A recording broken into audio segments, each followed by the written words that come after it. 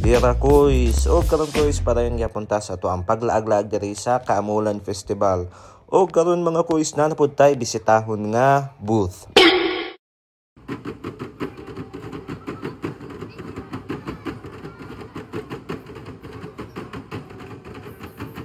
Karon mga kuis nata diri sa Orange Wings Kitchen and Bar. Kay ato ang sulayan ng ilahang lamian nga putahe.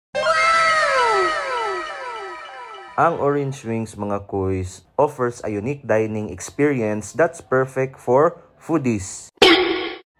Gikan sa savory appetizers to delectable entries, Orange Wings Kitchen and Bar's menu is a fusion of flavors that will leave you craving for more.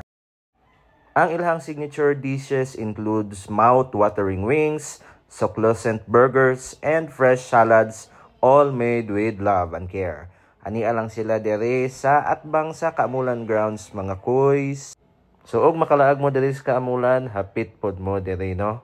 Og karon mga kuys, ingon ba to si Master Cons nga og mag food vlogger ta dapat daghan atong utdiron nga sudan nya kay umantay kwarta kuys. So isa ra ka putahe ang ato ang gi-order. So di gid ta pwede mag food vlogger ani. So mao to mga kuys no. Pagkahuman ka anay kay ice cream og baklay-baklay dayon sa Capitol Grounds.